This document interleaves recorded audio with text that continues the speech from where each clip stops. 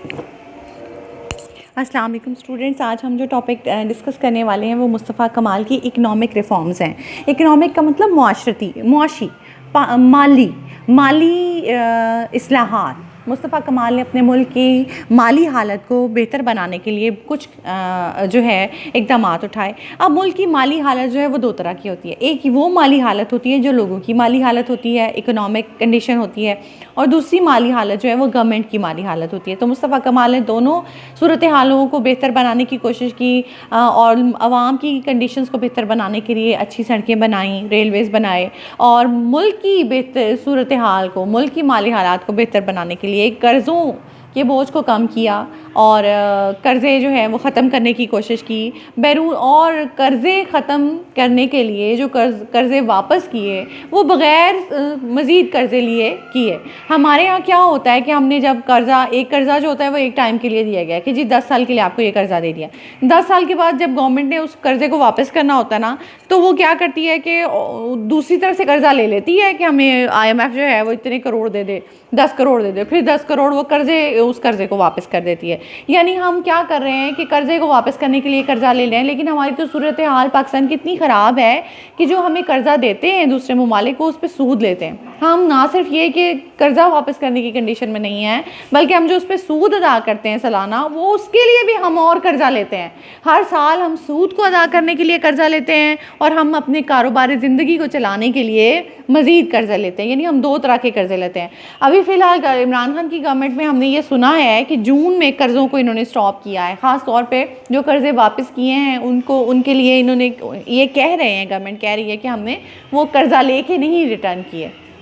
और दूसरा जो है इसका तरीका ये होता है कि आप अपने मुल्क को इतना स्ट्रॉन्ग बनाएं, इतना आप अपने मुल्क से पैसे इकट्ठे करें गवर्नमेंट कि वो जो है वो गरीब ना रहे। लेकिन पाकिस्तान की गवर्नमेंट जो है वो बहुत गरीब है। लेकिन आज हम पाकिस्तान की इकनॉमिक कंडीशंस पर बात नहीं करेंगे।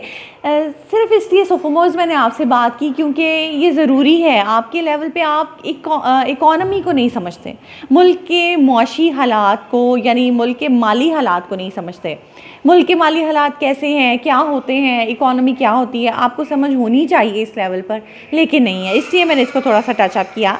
लेकिन अब हम चलते हैं दोबारा तुर्की की इकॉनमी की तरफ। मुस्तफ़ा कमाल ने अपने मुल्क की इकॉनमी को बेहतर बनाने के लिए बहुत सारी रिफॉर्म्स की। उसने दो तरह की रिफॉर्म्स की। एक अपने मुल्क के लोगों की माली हालात को बेहतर बनाने के लिए कुछ इकदाम उठाए, और एक अपनी गवर्नमेंट के, हुकूमत के पास पैसे मज़ीद होने के लिए, उनके इकोनॉमिक कंडीशंस को बेहतर बनाने के लिए उन्होंने इस्लाहात की। तो हम उन दोनों को पढ़ते हैं। आइए शुरू करते हैं। No less great was the economic advance. जो मुस्तफ़ा कमाल ने इस्लाहात की उनमें से जो इकोनॉमिक एडवांस थी, इकोनॉमिक प्रोग्रेस थी, इकोनॉमिक का मतलब मुआशी और एडवांस का मतलब तरक्की। एक माशी तरक्की को बेहतर बनाने के लिए मुस्तफ़ा कमाल ने जो रिफ़ॉर्म की वो कम अच्छी नहीं थी, यानी वो भी बहुत अच्छी थी, बहुत ग्रेट थी। इन 1919 में there was only one railway in Turkey. तुर्की में सिर्फ एक रेलवे था। एंड जज by modern standards no roads at all. और अगर हम मॉडर्न स्टैंडर्ड से जज करें तो तुर्की में कोई भी रोड, कोई भी सड़क नहीं थी। मुस्तफ़ा कमाल इनॉग्रेटेड, ये वर्ड जो है इसको मैं आपको थोड़ा सा बताना चाहूँगी कि हम इसको इनॉग्रेट पढ़ देते हैं। स्टूडेंट्स अक्सर कंफ्यूज रहते हैं। ये वर्ड है इनॉग्रेट, यानी ये वाला जो यू है इसको EW की तरह आपने पढ़ना है, इनॉग्रेट। तो मुस्तफ़ा कमाल ने इनॉग्रेट किया किस चीज़ को? Started great construction schemes. देखिए हमारी गवर्नमेंट भी आजकल कंस्ट्रक्शन की स्कीम्स कर रही है। अल्लाह ताला करे कि हमारी गवर्नमेंट जो है वो कामयाब हो जाए, हमारे मुल्क की इकोनॉमिक कंडीशंस जो हैं वो सुधर जाएं। तो मुस्तफ़ा कमाल ने भी क्या किया, कंस्ट्रक्शन स्कीम्स जो हैं वो, स्कीम्स का मतलब प्लान्स, मंसूबे, तामीराती मंसूबे शुरू किए। मुस्तफ़ा कमाल ने तामीराती मंसूबे शुरू किए, both for railway and motor roads, यानी कि सड़कें भी बनाने के और रेलवे भी बनाने के उन्होंने मुस्तफ़ा कमाल ने मंसूबे शुरू किए। In 1919 there were 150 factories in Turkey. 1919 में सिर्फ तुर्की में 150 यानी 150 फैक्ट्रियाँ थीं।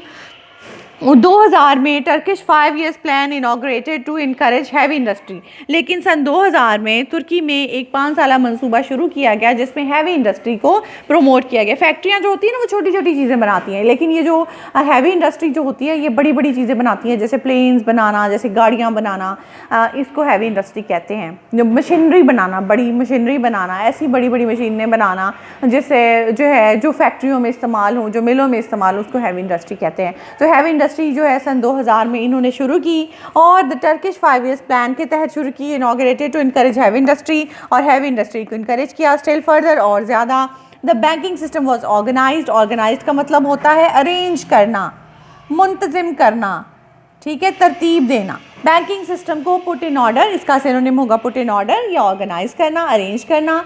उस बैंकिंग सिस्टम मुस्तफ़ा कमाल ने ऑर्गेनाइज किया। एंड ऑटोमन पब्लिक डेट, ये ऑटोमन का मतलब तो सल्तनत उस्मानिया है जो तुर्की का पहला नाम था, उसके पब्लिक डेट को कम किया। पब्लिक डेट क्या होता है? इसमें नाम पब्लिक का होता है लेकिन इसका मतलब होता है गवर्नमेंट का कर्जा।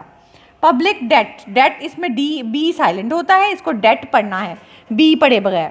पब्लिक डेट इसका उर्दू में मतलब हुआ अवामी कर्जा, लेकिन ये अवामी कर्जा नहीं होता, ये गवर्नमेंट ने जो कर्जा लिया होता है उसको कहते हैं पब्लिक डेट। गवर्नमेंट डेट यानी इसके सिनोनिम्स होंगे गवर्नमेंट डेट या total date of central government. Central government ने जितना भी कर्जा लिया हो उसको कहते हैं पब्लिक डेट, ठीक है। सल्तनेट टेकन ओवर बाय द सल्तनेट, वो कर्जा जो कि सल्तनत उस्मानिया से तुर्की को जो है वो विरसे में मिला था। New republic was reduce to 1/10। Mustafa Kemal ने अपने मुल्क के कर्जे को 10 गुना कम किया, 10 हिस्से कम किया। यानी कि अगर उनके 10 हिस्से का मतलब यह है कि अगर उनके ऊपर 1 करोड़ कर्जा था तो सिर्फ 10,000 जो है रह गया, या उनका अगर कर्जा आप कह लें कि 10,000 था तो सिर्फ 1,000 उनका कर्जा रह गया। जितना भी उनका कर्जा था उसको 1/10 के साइज़ तक, ये बहुत बड़ी अमाउंट है, बहुत थोड़ा कर दिया मुस्तफ़ा कमाल ने।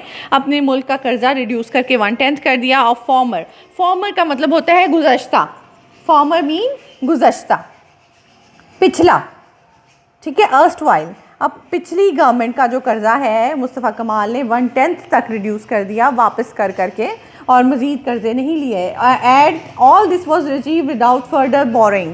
हमारे यहाँ यूजुअली गवर्नमेंट कहती है कि हमने इतना कर्जा वापस कर दिया, उतना कर्जा वापस कर दिया। असल में कर्जा वापस करने के लिए वो और कर्जा ले लेते हैं, एक IMF का कर्जा वापस कर देते हैं और वर्ल्ड बैंक से उसी कर्जे को वापस करने के लिए उतने पैसे ले लेते हैं। जैसे 10 करोड़ अगर उन्होंने IMF को वापस करना है तो 10 करोड़ वर्ल्ड बैंक से ले लेंगे और IMF को वापस कर देंगे। इस तरह करते हैं यूजुअली ये लोग ना, हमारी गवर्नमेंट ऐसे कर रही है क्योंकि उसके पास पैसे ही नहीं होते। लेकिन मुस्तफ़ा कमाल ने जो कर्जा वापस किया उसमें राइटर कहता है कि उसने वो मज़ीद कर्जे लेके वापस नहीं किया, बल्कि सच्ची मुच्ची वो कर्जा अपने मुल्क का कम किया और उस कर्जे को जो है जो बैन अल-अक़वामी कर्जा था इस मुल्क के ऊपर उसने 1/10 कर दिया। यानी इकोनॉमिक रिफॉर्म्स में इससे रिलेटेड 2 क्वेश्चन भी हैं। एक तो ये है कि वो हम आगे देखेंगे, इस इकोनॉमिक रिफॉर्म्स को 2 हिस्सों में तकसीम किया गया है क्वेश्चंस में, वो मैं आगे आपसे डिस्कस करूंगी। लेकिन अभी तक ये हुआ है कि मुस्तफ़ा कमाल ने इकोनॉमिक रिफॉर्म्स किए अपने मुल्क में। उन्होंने जो है वो हैवी इंडस्ट्री को इनकरेज किया अपने मुल्क में, उन्होंने बैंकिंग सिस्टम ऑर्गेनाइज़ किया, उन्होंने अपने मुल्क का जो कर्जा है, पब्लिक डेट है, उसको 1/10 कर दिया। अपने मुल्क में रेलवे बनाई और अपने मुल्क में रोड्स बनाई, कंस्ट्रक्शन स्कीम्स जो हैं वो इंट्रोड्यूस करवाई। इस तरह से मुस्तफ़ा कमाल ने अपने मुल्क को एक मॉडर्न मुल्क की शक्ल दी।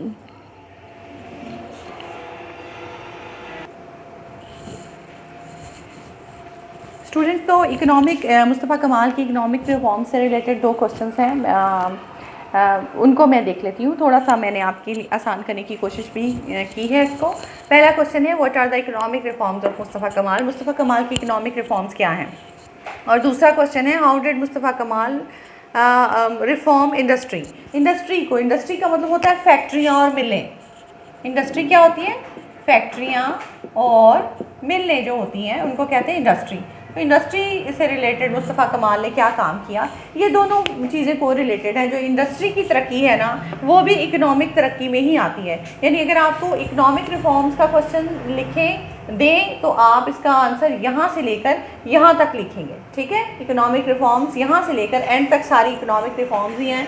हाँ वो इंडस्ट्री की रिफॉर्म्स हैं, हाँ नहीं। अगर वो सिर्फ इंडस्ट्री का पूछे तो आप सिर्फ इतना सा सेकंड क्वेश्चन का आंसर लिखें, लेकिन अगर आपसे इकोनॉमिक रिफॉर्म्स का पूछे तो आप दोनों क्वेश्चंस के आंसर जो हैं उनको मिला के तो फिर आपका आंसर तैयार होगा। पहला क्वेश्चन देखते हैं, what were economic reforms of Mustafa कमाल। मुस्तफ़ा कमाल की इकोनॉमिक रिफॉर्म्स क्या थी?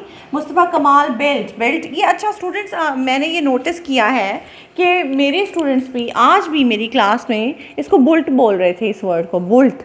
ये आप लोगों को ये वर्ड नहीं पढ़ना आ रहा था, ये वर्ड है बिल्ट, इसमें यू साइलेंट होता है, इसका मतलब होता है तामीर करना, ठीक है। बिल्ट का मतलब होता है तामीर करना, बिल्ट, यू इसमें साइलेंट होता है और इसकी फर्स्ट फॉर्म होती है बिल्ड, BUILD बिल्ड, और सेकंड फॉर्म होती है BUILT बिल्ट, ठीक है। मुस्तफ़ा कमाल ने तामीर किया नई रोड्स को एंड रेलवेज़, और नए रेलवेज़ को, full stop. He organised banking system, उसने बैंकिंग सिस्टम को ऑर्गेनाइज किया, उसको जो है अरेंज किया, उसको बेहतर बनाया। And reduce the debt of his country to 1/10 of his former size, और अपने मुल्क के कर्जे को, डेट मीन कर्जा, इसमें बी साइलेंट होता है, ठीक है, इसको डेट बोलते हैं, इसका मतलब होता है कर्जा, और अपने मुल्क के कर्जे को उसने 1/10 10 गुना काम कर दिया, यानी कि 1/10 कर दिया, 10 हिस्से में से सिर्फ एक हिस्सा कर्जा रह गया। फॉर्मर साइज गुज़श्ता साइज़ की निस्बत उसको 1/10 कर दिया।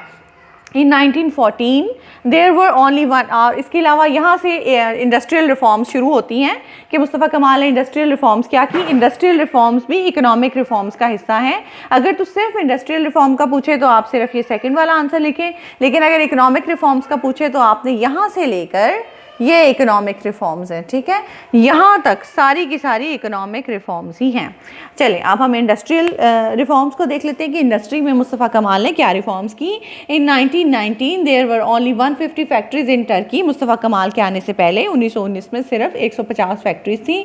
इन 1933 मुस्तफ़ा कमाल ने 1923 में आने के बाद 1933 तक कितनी कर दी, ये जो है ये 1933 तक उसने Mustafa Kemal raise their number up to 2000 कर दी, 150 से 2000 तक कर दी। He also encouraged heavy industry in Turkey, उसने अपने मुल्क में भारी सनतों को भी इनकरेज किया।